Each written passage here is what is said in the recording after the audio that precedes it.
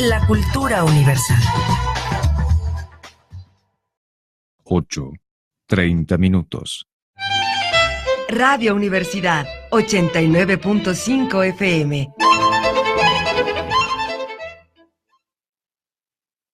Pueden llamarme Nicolás. Pueden llamarme Nicolás. Nicolás Parker Montes, de los Montes de Chavarrillo y los Parker de Ensenada. Soy Nicolás. Tengo 40 años y esta es mi confesión. Y esta es mi confesión. Sí. Sí. Yo maté a John Morris. Barón Negro presenta Hikari, una máquina de velocidad. Te esperamos todos los viernes a las 8 de la noche en La Gaviota Teatro.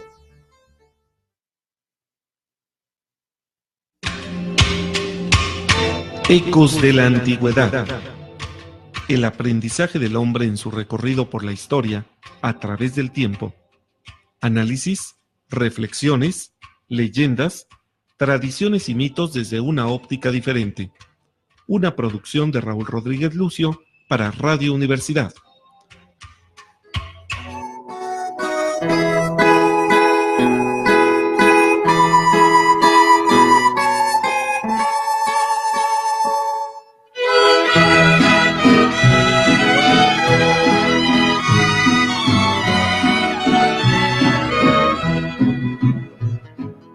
Una pasión me domina y es la que Ecos de la Antigüedad presenta la batalla de Querétaro en la Revolución Mexicana con nuestro invitado de lujo, Valentín García.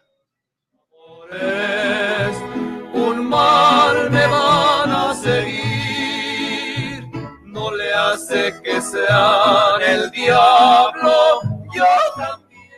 En cabina de controles se encuentra Erika Reyes, quien regresa a Ecos de la Antigüedad después de varios meses de ausencia, y nuestro panel está conformado por Alonso Santamaría en la conducción, Esteban Galván Recendis, José Quesada Fox, nuestro invitado Valentín García, y les habla al micrófono un servidor, Raúl Rodríguez Lucio.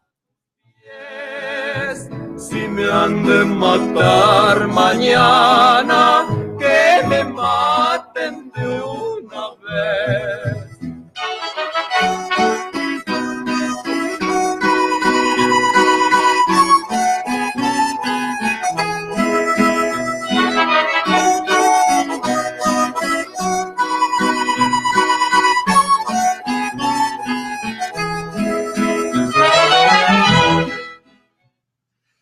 ¿Qué tal? Muy buenos días, estamos ya aquí en Ecos de la Antigüedad. Te recuerdo, te puedes comunicar con nosotros al teléfono 192-1293 en la ciudad de Querétaro, o bien enviar un mensaje de texto al 4423-2210-77.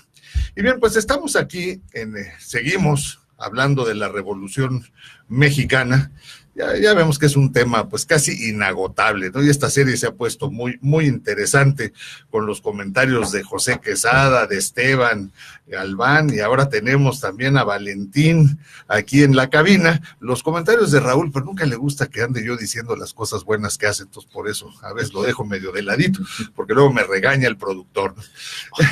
Pero bueno, en fin, son los personajes que traen la sapiencia. Yo aquí los acompaño, pues ayudando a darle un poco de fluidez al programa, y en fin, esa es mi tarea, y es un placer que estemos hoy para hablar de una batalla que fue importante y sin embargo no ha tenido pues toda la difusión, ¿no? que otras batallas como las que tocamos de Celaya, de Aguascalientes, son más conocidas, y hoy vamos a hablar de la de Querétaro, que fue una batalla importante, por supuesto, pero no tan conocida.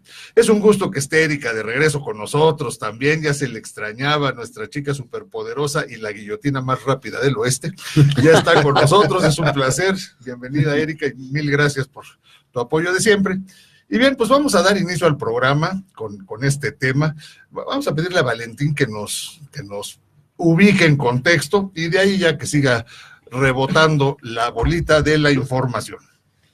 Muchísimas gracias, saludo con mucho afecto a la audiencia de este programa. Y bueno, efectivamente la batalla de Querétaro, ocurrida un 28 de julio de 1915, no ha sido tan divulgada, ignoro las razones, quizás porque hubo batallas más encarnizadas, hubo encuentros más significativos, pero dentro de todo este contexto histórico, de la macrohistoria que nos han enseñado en esos libros de texto donde todos aprendimos esto de la revolución, yo creo que cabe y es muy prudente destacar esta microhistoria para que en los lugares en donde ocurrieron otros combates, otras batallas, como en este caso en Querétaro, pues los queretanos conozcamos qué ocurrió aquí, cómo ocurrió, en qué contexto y qué repercusiones tuvo sobre todo, ¿no? Sé que han estado platicando ya en otros programas acerca de las batallas del Bajío, en Celaya, las dos de Celaya, que no fueron de un día ni de un ratito, que duraron días. Ya tocaron el tema de la batalla de Aguascalientes también, 10 de julio. Entonces, Obregón, en su estrategia para derrotar al villismo, lo que hace es tratar de posicionar sus cuerpos de ejército en lugares que eran estratégicos para el suministro de municiones, de armamento y para la movilización de tropas, ¿no? Estos puntos pues eran obviamente San Luis Potosí, Zacatecas, Celaya y particularmente el punto de cruce de vías ferroviarias que se conoce como Empalme González. ¿Por qué? Porque estos dos nodos, Celaya y Empalme González, pues eran las intersecciones de tres vías ferroviarias muy importantes. Las dos que constituían la columna vertebral del sistema ferroviario, que es el ferrocarril central a Ciudad Juárez y el nacional a Nuevo Laredo, además del ferrocarril de Acámbaro a Celaya, donde se podía conectar también a la Ciudad de México. Bueno, entonces comienza a distribuir a sus generales, a Diegues, a Maicote, a los diferentes para ir ocupando posiciones, y queda un poquito descubierto la zona entre Tula y Querétaro, que era donde estaba la retaguardia de los villistas.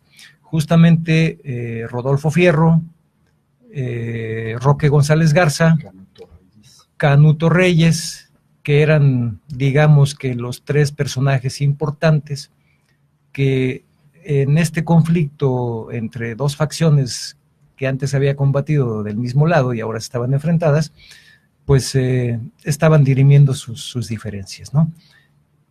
La estrategia de Villa, yo creo que ustedes ya lo han de haber comentado antes, era cortar el suministro de municiones provenientes de Veracruz o de Tampico hacia Obregón, toda vez que ellos tenían el abastecimiento desde Ciudad Juárez, ¿no? Sí. Digamos que ellos recibían municiones y pertrechos por la vía del ferrocarril central, desde Ciudad Juárez, y se trataba de atrapar, digamos, entre una pinza con los soldados, con las fuerzas villistas en la zona del Bajío, concretamente Celaya, Irapuato. Irapuato fue donde se concentró el villismo, pues, las fuerzas armadas del villismo, como centro de operaciones, y desde Tula bloquear el suministro, como ya lo dije, y entonces cerrar la pinza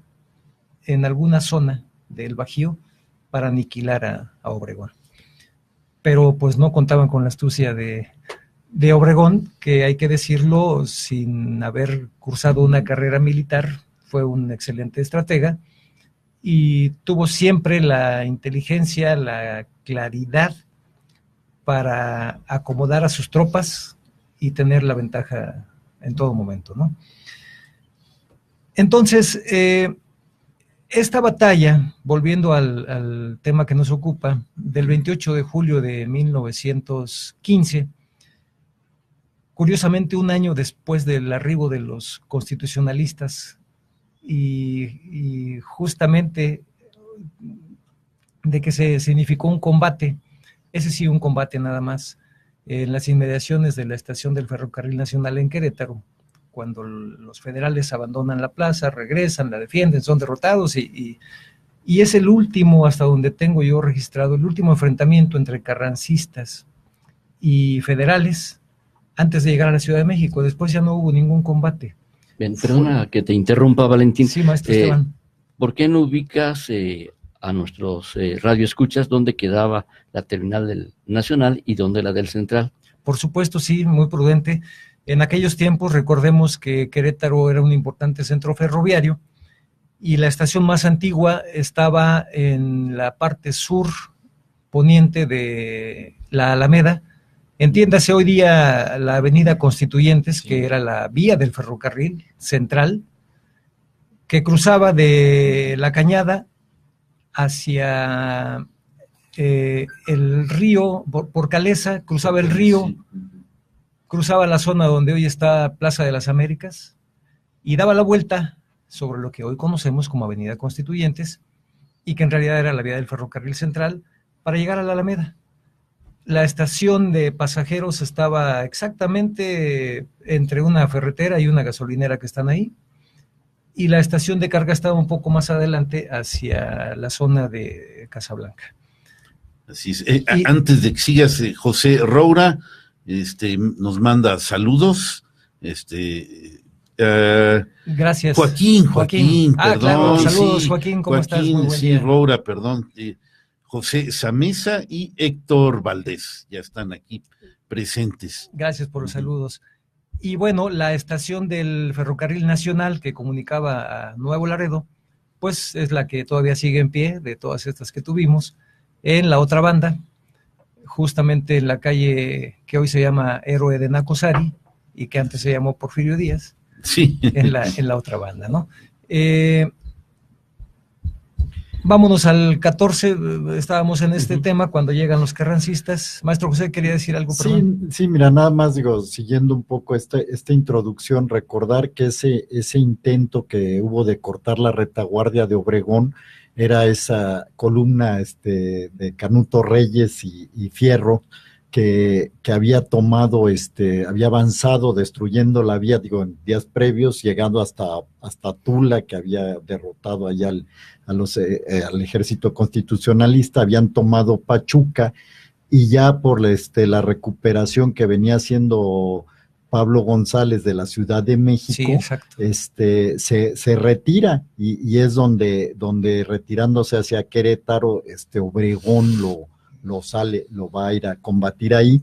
Ese es el contexto, para que ya ahora sí nos sigas narrando, ¿verdad? Sí, es muy importante decirlo porque en aquel tiempo la ciudad de Querétaro era un escenario en donde hoy aparecían villistas, pasado mañana aparecían carrancistas, y pues entraban y salían tropas de uno y otro bando de manera constante, y la población resentía pues estas entradas y salidas de la siguiente manera.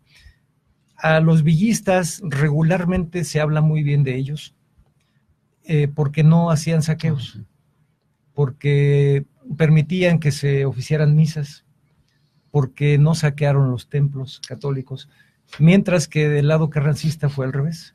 La población, digamos que los repudiaba por los saqueos, por los abusos, por haber cerrado templos y haberlos convertido en caballerizas, en cuarteles, en varias cosas, ¿no? Entonces, digamos que la percepción de la población de Querétaro en aquel tiempo era bienvenidos los villistas y repudiados los carrancistas. Curiosamente, ¿no? Curiosamente. Sí. Mira, esto nos da pie para después reflexionar en otra situación, ¿no? ¿Por qué Carranza eligió Querétaro para ser la sede del Congreso Constitucionalista, a sabiendas de que su ejército era repudiado aquí? Esa es una excelente pregunta. Más allá de que él dijo, porque aquí triunfó la República, etcétera, etcétera, no eran, bueno, más bien eran personas non gratas en Querétaro, ¿no? Pero bueno, ya está el escenario, pues, ya los puntos principales están reforzados por parte de las tropas de Obregón, y viene el avance desde Celaya hasta Querétaro por la vía del ferrocarril central, justamente. Y vamos a tener según lo que nos escriben por ahí, este libro maravilloso de 8,000 kilómetros en campaña, que el propio Obregón redacta y que evidentemente pues habla muy favorablemente de las tropas obregonistas, claro. y pues no hay muchas fuentes tampoco que nos digan otras cosas, pues él narra cómo de Celaya se trasladan por la vía del Central, reitero, y despliega, y lo describe así más o menos, viniendo de poniente a oriente, de Celaya hacia Querétaro, al llegar a las goteras de la ciudad, es decir, los límites de Querétaro con Guanajuato, pues pone del lado izquierdo, cerca de la hacienda de Obrajuelos, a la Brigada Martínez, a la extrema izquierda de a la Brigada Maicote, a la derecha de la vía, ahora vamos hacia el sur, a Quiroga y a Contreras, que eran parte de la infantería, a Amaro con la caballería, y finalmente sobre la vía del ferrocarril, la artillería, que era dirigida por Federico Montes. Federico Montes, recordemos, ya había sido nombrado gobernador de Querétaro, y en estas entradas y salidas pues era renombrado y depuesto y vuelto a poner... Sí, prácticamente no se gobernaba, ¿no? No, ahí sí había totalmente ingobernabilidad. Y entonces nos damos cuenta de que efectivamente es una batalla, porque hay soldados de las tres armas.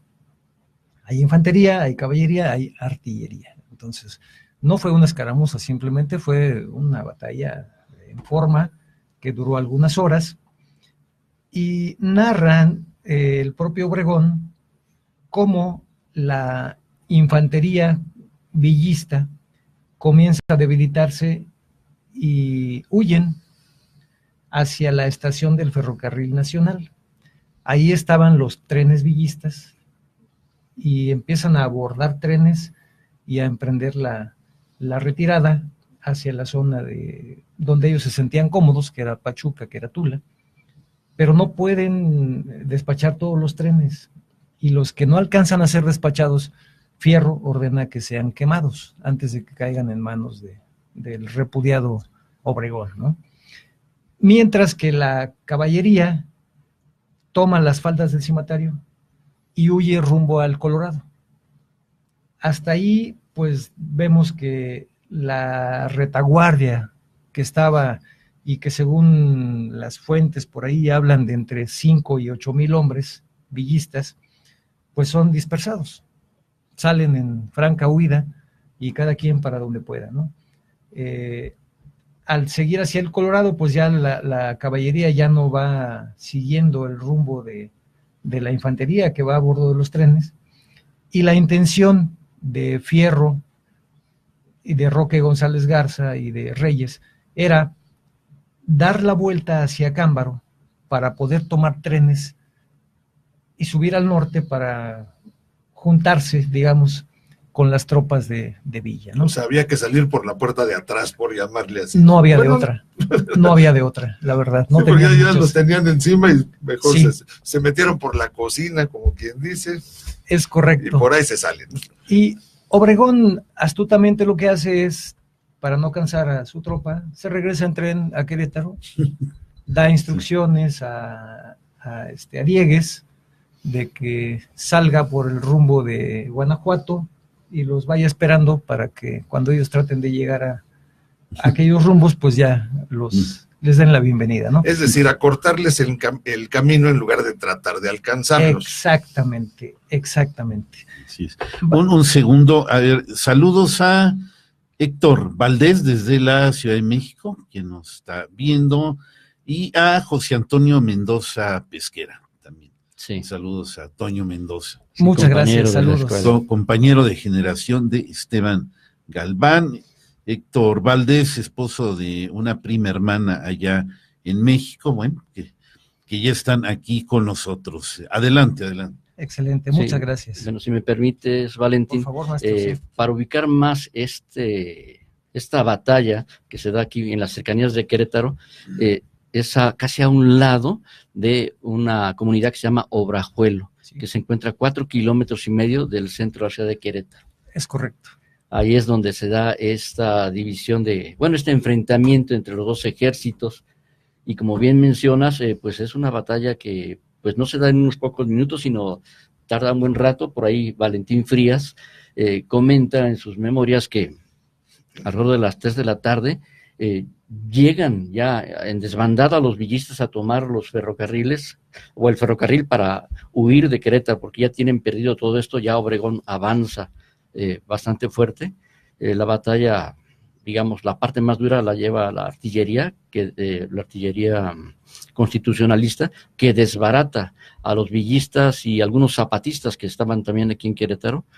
Y bueno, también nos cuenta que aproximadamente a las 4 de la tarde, ahí por el ferrocarril central, entran ya las fuerzas constitucionalistas.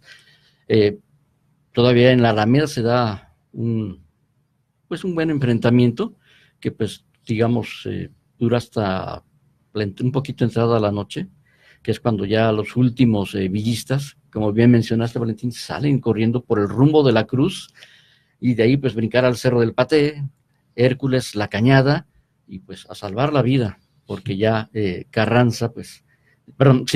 Obregón ya había entrado a la ciudad. Es correcto. Nada más para que nos demos una idea de la resistencia de los villistas, que no fue mínima, hay que puntualizarlo. El frente de batalla se calcula que era una línea de 7 kilómetros, donde combatían, reitero, fuerzas de las tres armas, ¿no? Elementos de las tres armas: infantería, caballería y artillería. La artillería en su gran mayoría, perdón por la redundancia, eran ametralladoras. Federico Montes era artillero, pero de ametralladoras. Seguramente traían algunos cañones, no lo dudo, pero la especialidad de Federico Montes eran las ametralladoras, que en aquel tiempo pues era un arma bastante moderna en la época, y bueno, causó estragos, ya lo vimos en las otras batallas, precisamente con la caballería de Villa, que por cierto, no sé si lo comentaron en programas pasados, pero después de las batallas del Bajío, la caballería como elemento militar en el mundo no volvió a utilizarse en la forma en que la utilizaba Francisco Villa. Se vulneró de tal manera, se encontró que era tan frágil después de estas loberas que utilizó Obregón, que jamás un ejército en el mundo volvió a utilizar la caballería de esa forma. Fue aniquilada prácticamente. Se sentó precedente entonces a nivel mundial. Entonces, absolutamente, sí. Con esa estrategia. Digamos que con cierta desventaja, la infantería que cavó las loberas, o eran agujeros para que un soldado estuviera ahí escondido y fuera blanco difícil, pues se dieron cuenta que con un soldado en una lobera con una ametralladora podía ser. Era suficiente para recibir a la caballería y acabar con ella. Literalmente la aniquilaron, ¿no? Ahí. De hecho, digo, estaba empezando la Primera Guerra Mundial en aquellos momentos, y esta se caracterizó por pues los túneles que se estuvieron construyendo, todo mundo enterrado, y yo no sé si esto lo hayan sacado de esa experiencia, pero fue una forma de combatir totalmente nueva de cómo se da en ese evento, ¿no? Ya a nivel mundial en Europa, porque es un poquito antes la Revolución Mexicana, y estas maneras de pelear, bueno, yo creo que se toma experiencia de ahí. Por supuesto, sí. Sí, nada más quería comentar sobre este tema del uso de la caballería, que sí lo tratamos. Recordar que no pensar que eran jinetes que llegaban a caballo a atacar a la otra línea enemiga, sino que se subían dos, o sea, que iba el jinete, el caballo, y otro que iba en ancas, y lo que hacían las caballerías era avanzar, bajar a los soldados en ancas, y esos que a pie avanzaban, pero efectivamente, tal y como lo describes, pues las loberas, las trincheras, los ametrallaban y los aniquilaban. Fue una estrategia que sí le funcionó a Obregón, y que paradójicamente ya vimos que Villa la trató de implementar en el último combate de Aguascalientes, ¿verdad? Sí, lo que es bueno, lo que obtiene buenos resultados, se copia, ¿no? Sí, se vale, por supuesto. Me gustaría, no sé si el tiempo lo permita, leer literalmente un poquito de la descripción que hace el propio Obregón de este combate, no completo, una parte nada más. Ya hablamos de que fueron replegándose las tropas villistas, y dice literal aquí 8,000 kilómetros en campaña. Cuando los reaccionarios comenzaban a replegarse, notamos por el acercamiento de 2 locomotoras que el enemigo trataba de reforzar el centro de su línea, y entonces hice que el general Montes emplazara la artillería y abriera fuego para proteger el no interrumpido avance de nuestros soldados. Ante el empuje de nuestros soldados, ayudado por el fuego de la artillería, el enemigo, ya desmoralizado, empezó a huir de nuestro frente y nuestra derecha, continuando el combate todavía muy reñido en nuestra ala izquierda, donde se prolongó por 1 hora más, habiendo, al cabo, sido los reaccionarios completamente destrozados y obligados a huir rumbo a Querétaro, abandonando uno de los trenes en que habían conducido refuerzos a su línea. Entonces, ordené que el general Amaro, con sus caballerías y las del general Gonzalo Novoa, emprendiera la persecución de los fugitivos y que las infanterías continuaran avanzando sobre Querétaro, con la brigada del general Maicote por el flanco izquierdo, para evitar que los grupos dispersos pudieran huir con dirección a Empalme González. Reitero, la ubicación es de poniente a oriente, de manera que la izquierda de Obregón sería hacia esta zona donde estamos, el Cerro de las Campanas, y la derecha sería hacia el sur, hacia el Cimatario, ¿ok? Como a las 4 de la tarde llegamos a las goteras de la ciudad de Querétaro y pudimos descubrir que la columna de caballería enemiga escapaba por el Cerro del Cimatario, perseguida de cerca por nuestra caballería. Las infanterías enemigas habían escapado al sur en los trenes que tenían en Querétaro. A las 5 de la tarde hacían su entrada triunfal a Querétaro nuestras infanterías y artillería, habiendo establecido allí mi cuartel general. Recibí una parte del general Amaro comunicándome que la persecución hecha al enemigo había sido muy eficaz, causándole bajas en muertos, heridos y prisioneros, pero que se había visto obligado a suspenderla debido a la oscuridad de la noche y a causa también de una fuerte lluvia que se había desencadenado por aquel rumbo. Es decir, la ciudad de Querétaro quedó abandonada por las tropas y alrededor de las 5 de la tarde entró Obregón.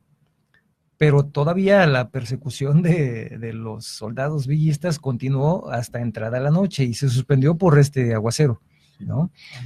No había terminado la batalla, aunque la plaza ya había sido abandonada, ¿no? La plaza ha entendido que es la ciudad de Querétaro y bueno, pues las tropas huyeron cómo y por dónde pudieron. Cuando hablamos del parte, bueno, pues es el parte militar, el reporte que entregan los subordinados de Obregón de cada uno de los frentes que tienen asignados. Contesté al general Amaro aprobando su determinación y dándole instrucciones en sentido de que a la madrugada del siguiente día, con todas nuestras caballerías, inclusive la brigada del general Maicote, continuara la persecución de la columna enemiga, siguiendo la ruta de los reaccionarios y dándome parte oportuno si intentaban tomar rumbo al norte. Al mismo tiempo ordené que todas las infanterías se alistaran para marchar al día siguiente por tierra rumbo a San Juan del Río, a fin de batir al enemigo. Si Reyes y Fierros, aquí habla en plural del nombre de Rodolfo Fierro, ¿no? Si Reyes y Fierros intentaban avanzar de nuevo sobre México, nuestra artillería quedaba en Querétaro, custodiada por la fuerza al mando del general Miguel M. Acosta, llevando nuestra infantería solamente 2 cañones de montaña. Durante los combates que determinaron la toma de Querétaro por nuestras fuerzas, se hicieron al enemigo alrededor de 200 bajas, entre muertos y heridos, siendo difícil calcular el número de los dispersos porque estos, en grupos más o menos numerosos, huyeron en distintas direcciones, abandonando en su mayor parte las armas. Por nuestra parte sufrimos cerca de 70 bajas, entre muertos y heridos, contándose entre los primeros, es decir, entre los muertos, al capitán Pérez Peña y 2 oficiales más. El enemigo en esta vez presentó menor resistencia que la que se esperaba, y esto se debió a que sufriera reducido número de bajas. Pues así describe Obregón la toma de Querétaro. La batalla sin duda tuvo su relevancia, su importancia, y desde mi punto de vista determinó la dispersión de toda la retaguardia de Villa, y con ello la muy leve esperanza de lograr contener en medio de dos cuerpos de ejército a Obregón.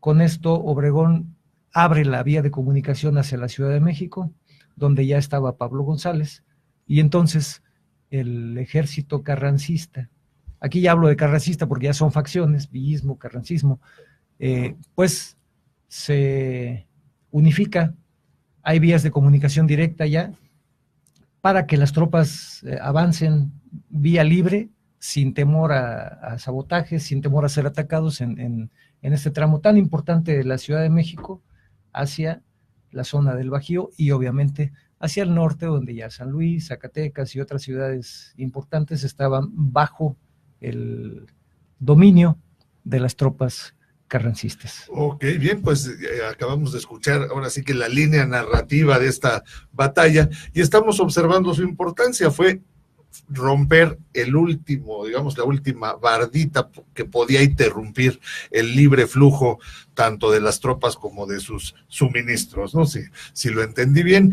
Bueno, hemos llegado a la mitad del programa, vamos a escuchar un corridito, vamos a escuchar, ¿verdad, Raúl? ¿Cuál vamos a escuchar?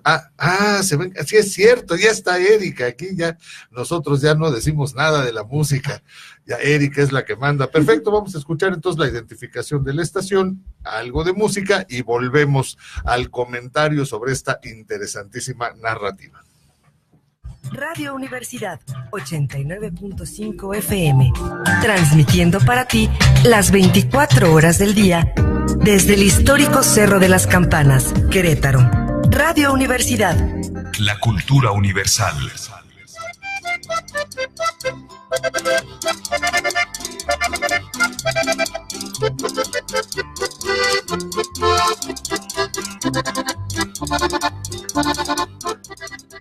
Pues amigos de Radio Universidad, vamos a poner nuestra canción de medio tiempo. Esto es La Delita, de dominio público, con Cantares de la Revolución, esta producción que esperamos que usted disfrute.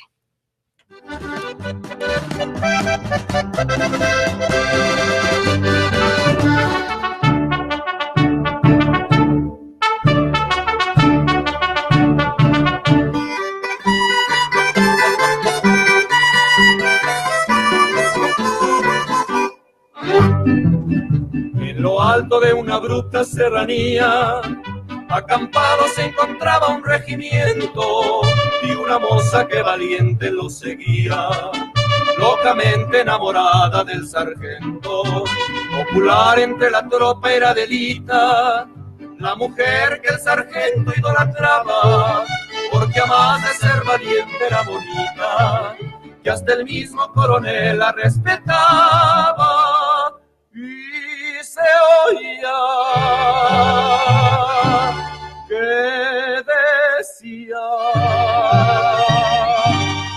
aquel que tanto la quería,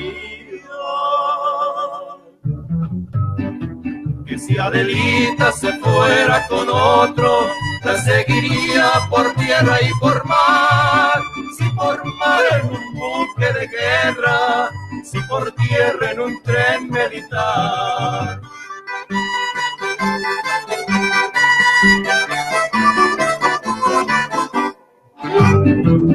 Una noche en que la escolta regresaba, conduciendo entre sus filas al sargento, y la voz de una mujer que sollozaba, su plegaria se escuchó en el campamento.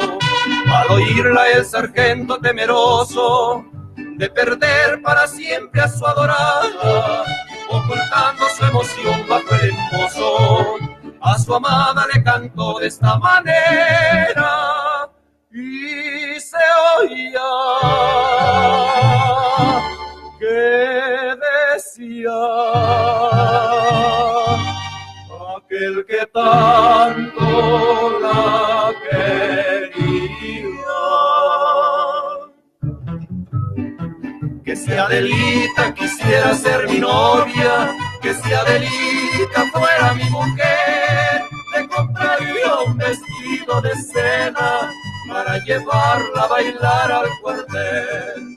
Y después que terminó la cruel batalla y la tropa regresó a su campamento por las bajas que causara la metralla, muy diezmado regresaba el regimiento, recordando a aquel sargento sus quereres, los soldados que volvían de la guerra, ofreciéndole su amor a las mujeres, entonaban este himno de la guerra.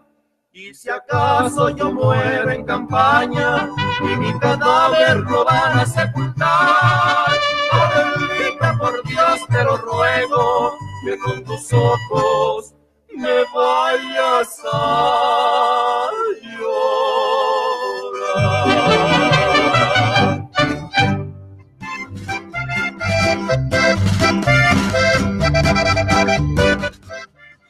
Bien, después de haber escuchado un corrido que estuvo muy sabroso, ya estamos de regreso aquí en la conversación. Tenemos una llamada que apreciamos mucho, pues siempre, ¿no?, que nuestros radioescuchas nos llamen, pero además ahora es un radioescucha nuevo por lo que estoy leyendo, probablemente sea la primera vez que escuche el programa.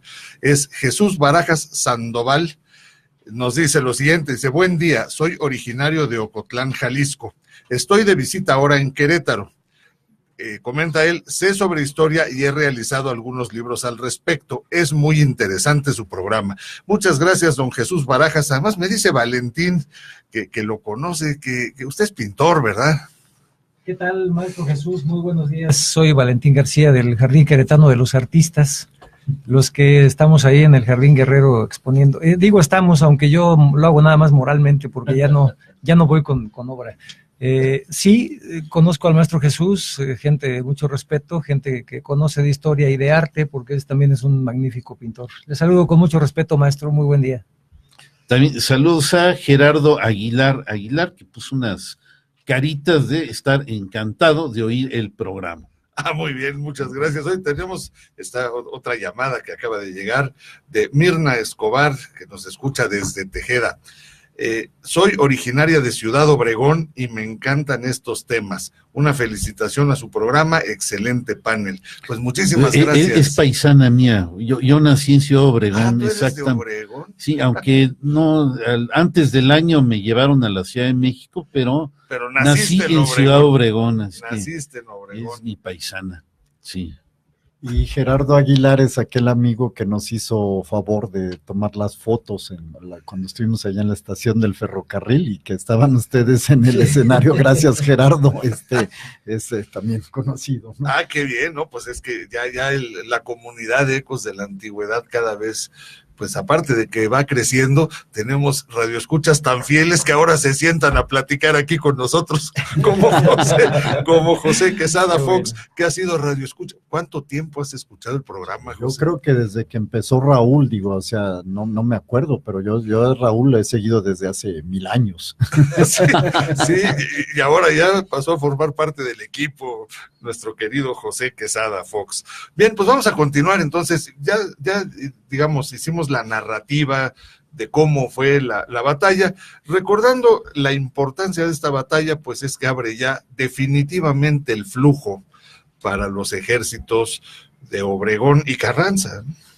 Efectivamente, y bueno, yo decía que los villistas eran muy bien recibidos por la comunidad queretana y los carrancistas no, y me gustaría, si me lo permiten también, leer la versión de Genaro Licastro, que hace una crónica de la revolución en Querétaro que culmina justamente el 28 de julio de 1915. Muy interesante, esta obra se ha editado, me parece, en 2 ocasiones. Es un documento que obra en la diócesis de Querétaro y que se ha publicado, por lo menos conozco 2 ediciones, y se llama Querétaro en la Revolución 1914-1915, y es una especie de diario de Genaro Licastro, donde va narrando el día a día de lo que ocurre en la ciudad de Querétaro desde el 28 de julio de 1914, llegada de las tropas constitucionalistas a Querétaro en el conflicto contra Victoriano Huerta, y que va a terminar exactamente un año después, el 28 de julio de 1915, aniversario de la batalla de Querétaro. ¿Sí? Dice la crónica me gustaría leer la del 27 y 28 para tener un poquito de contexto y saber cómo vivía la gente en Querétaro el momento en que se estaba por suscitar la batalla de Querétaro, ¿no? 27 de julio de 1915. La mayor parte de las fuerzas que hay actualmente han salido rumbo a Celaya, donde se rumora hay carrancistas en gran número. Entre 4 y 5 de la tarde fue el entierro del general Camacho, muerto ayer por el general Fierro. Salió el cadáver del Hotel Internacional en una carroza de los tranvías y llevado al Panteón de la Cruz. Una columna de las 3 armas, de 400 o 500 hombres al mando de un coronel, le hizo los honores y acompañó al panteón. En la esquina del 5 de mayo, al pasar el carro fúnebre, el general Fierro, a caballo, vio desfilar la columna con la mayor tranquilidad, y a las 7 de la noche, en su cuarto del Hotel del Jardín, estuvo bailando con su mujer, o querida, al son de la música de la serenata. Se asegura que habrá un baile esa noche en el hotel, porque dicho general Fierro mandó suspender la serenata llevándose a los músicos con ese objeto. A las 9 de la noche corrió el alarmantísimo rumor de que esta noche o mañana evacuarán los villistas la ciudad. El subrayo, alarmantísimo rumor. Fíjate nada más, así los tenían como que los protegían de los malvadísimos obregonistas. De los malvadísimos carrancistas y obregonistas, sí. Julio 28 de 1915. Salió cierto lo del baile. Anoche se la pasaron los generales con Fierro bailando en el Salón Verde. Y cierto salió también la evacuación de la plaza.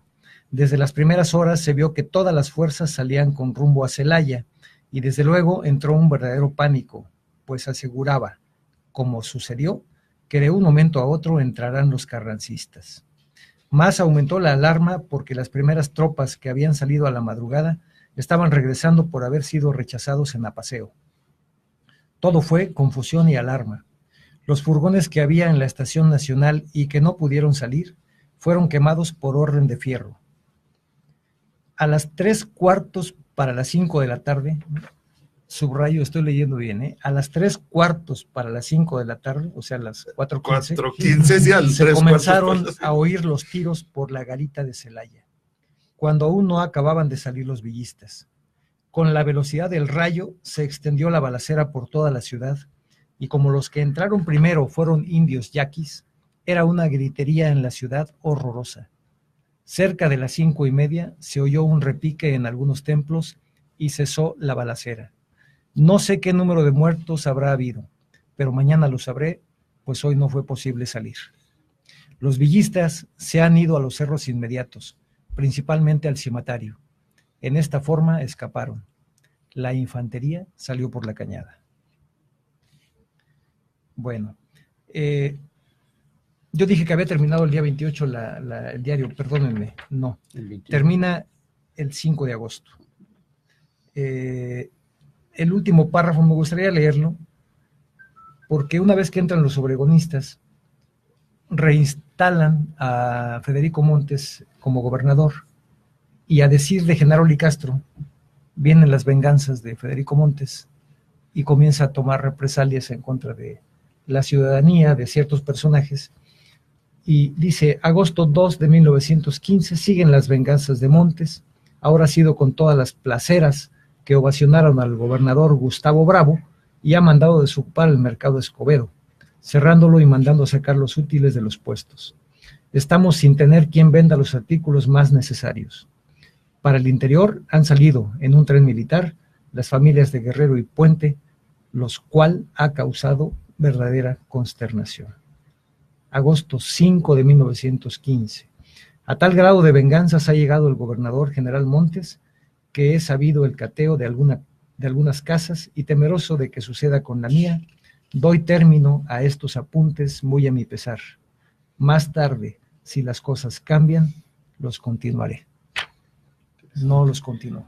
O sea que las cosas no cambiaron muy bien, que digamos. Oye, esta es una pregunta y yo creo que la vamos a aprovechar también para ubicar geográficamente algunas cosas. El señor Ignacio Zúñiga nos pregunta si se trata de Empalme González o Empalme Escobedo. De ambos, porque antes era Empalme González y ahora es Empalme Escobedo. Correcto. Es el mismo lugar. Sí. Ok, es exactamente el mismo sitio y es aquel que está como, pues, que es hacia... pasando Celaya, ¿no? Pues mira, se llama Empalme porque es donde se unen las dos líneas, se cruzan las líneas del Nacional con el Central. Recordemos que la ruta original del Ferrocarril Nacional que conectaba a México con Nuevo Laredo no pasaba por Querétaro. Salía de la estación Colonia en la Ciudad de México, para que se ubique en Sullivan, por donde está el Monumento a la Madre, la intersección de Insurgentes con Paseo de la Reforma, por ahí cerca, ahí estaba la estación Colonia, y iba hacia Toluca, Marabatío, Acámbaro, y subía hacia Celaya, Chamácuero, de San Miguel de Allende, y subía hasta Nuevo Laredo. En 1903, el ramal que había de la Ciudad de México hacia el Salto Hidalgo se prolonga hasta Querétaro para que la ruta del Nacional pase por Querétaro, reduciendo en 70 kilómetros y en poco más de una hora el viaje. Es una especie de libramiento, digamos. Una especie de libramiento, digamos. Y va a conectar justamente en Empalme Escobedo, antes Empalme González, seguramente por el gobernador González de Cosío, quien impulsó todo este proyecto para que Querétaro tuviera dos líneas de ferrocarril, la que ya conectaba hasta Ciudad Juárez y la nueva que conectaría, pues ya conectaba con Nuevo Laredo, pero no pasaba por Querétaro. Además, el Nacional era de vía angosta y con todo este proyecto se hizo de vía ancha, vía estándar. O sea, fue un proyecto de infraestructura importante y ahí se hace el cruce. Muy bien, pues ya ha quedado. A ver, José. A mí me gustaría, porque ya narramos la batalla, o sea, ya que los villistas se retiran al cimatario, y como dijiste, la infantería se trata de ir por la cañada, ahí es donde viene la duda si todo esto nomás fue por el desorden de la derrota, o en realidad fue una estrategia que todavía Fierro, Canuto Reyes, que no se sabe realmente quién mandaba esta columna, ¿verdad? Esta columna, organizó como una finta, vamos a decir, porque Obregón se fuera hacia México, hacia San Juan del Río, persiguiendo a los villistas, y ellos dieron la vuelta al cimatario y se metieron a Guanajuato para tratar de llegar a Cámbaro, como lo has dicho, y seguir su camino hacia el norte. No sé, en tu experiencia, ¿cómo ves? Porque Salmerón nos dice eso, que fue una jugada estratégica para esquivar al ejército de Obregón y tratar de seguir su ruta al norte, que ese era el intento de esta columna, ¿no? Respeto mucho a Pedro Salmerón, es un historiador de esos jóvenes, pero muy acucioso, que hace investigaciones muy concienzudas y que como nadie conoce a lo que es el ejército carrancista. Entonces, sin duda, si él lo afirma, deberá tener algún elemento que le permite hacer esas deducciones, y es probable. Sinceramente, yo después de ambas descripciones, la de una persona que admiraba a los villistas, como fue Genaro Licastro, y la del propio general Obregón, que evidentemente tiene que hablar en favor de él mismo, me inclino a pensar que por la forma en que salieron, por los trenes que tuvieron que quemar y por tomar rumbos diferentes, tanto la infantería como la caballería, quizás más que otra cosa era una desbandada y efectivamente buscaban regresar hacia Cámbaro. Si vemos la ruta que tomaron la infantería hacia Pachuca, hacia Tula, pues nada tiene que ver con el que tomó la caballería que va hacia el Colorado y quiere regresar hacia Cámbaro. Entonces, si juntas ambas, no pudieron retener a Obregón, pues una estratagema para tenderle una emboscada, pienso que debería de tener participación de ambos cuerpos de ejército. Sí, pero no, más que emboscada era la huida, o sea, la finta, o sea, escapar, atraerlo, no escapar, o sea, okay. Eludirse, ¿no? Uh-huh. No es tanto que hayan tratado otra vez de combatir, sino eludirse, o sea, darle la vuelta, vamos a decir, escapar para ir al norte, porque de hecho ellos luego van a Jerecuaro, o sea, se van por Michoacán, se van a Jerecuaro, y por allá es donde se dispersan, porque Amaro los va persiguiendo, ¿no? Y la caballería de Obregón, como tú lo dijiste al principio, los va persiguiendo a lo largo del estado de Michoacán. Todavía Obregón se regresa, si le seguimos leyendo aquí, pero ya el tiempo se nos va a acabar, ¿verdad? Le seguimos leyendo cómo Obregón se regresa al empalme que dices, tratando de irse hacia Cámbaro para cerrarles la pinza, ¿no? Sí. Pero estos se van escapando, o sea, lo que trataban era de brincar a Obregón, no de volverlo a atacar, correcto, sino brincarlo. Bien. Y de hecho a la postre lo logran, o sea, se van hacia Michoacán, ahí Obregón cree que ya los había destrozado y ya da por terminada esta campaña, es precisamente después de en Michoacán donde da por terminada esta campaña, pero ellos se reagrupan y le reaparecen en Zacatecas, Eso sí. No sé si conoces esa parte. Es correcto, de hecho todavía narra Obregón cómo él, en lugar de perseguirlos, regresa en tren a Querétaro, da instrucciones a sus cuerpos de ejército que están en la zona de Guanajuato, que los salgan a recibir, que les dé la bienvenida de aquel lado, y entre Yuriria y Valle de Santiago son vueltos a atacar y vueltos a dispersar. Exacto. Y efectivamente van a dar hasta Michoacán, sí. Y finalmente logran reunirse con los grupos villistas ya por más al norte, mucho más al norte, ya muy replegados, y es lo que él, un poquito decepcionado de no haber podido atrapar a Fierro o alguno de los principales generales, a Reyes, pues se queda con la frustración de no haberlos matado, no haberlos fusilado, pero con la satisfacción de haberlos pulverizado, dispersado. Así es, efectivamente. Sí, yo creo que una conclusión sobre esto de si era un movimiento estratégico, era mucho desorden para que fuera una estrategia bien planeada. Podríamos concluir eso, ¿no? Es decir, estaban huyendo, definitivo. Que haya sido muy estratégico hacerlo de esa manera, no es la impresión que nos causa así a primera vista. Sí, y además recordemos que muchos de estos soldados villistas huyen hacia la Sierra Gorda de Querétaro, y ahí se convierten realmente en gavilleros, nada más asaltando pequeñas comunidades, quitándoles el maíz, las armas y todo, pero ya como ejército y como estrategia no creo que haya sido eso. Ok, pues hemos llegado al final del programa, como bien nos indica Erika, y aquí sí no hay ni segunditos para allá, más allá de la línea. Muchas gracias, Erika, por el apoyo, y gracias a mis compañeros de la mesa. Ha sido un programa muy, muy agradable, Valentín, especialmente por tu compañía, y gracias, por supuesto, a todos los que hoy han estado desde sus hogares o desde cualquier lugar escuchándonos y compartiendo este programa. Hasta la próxima.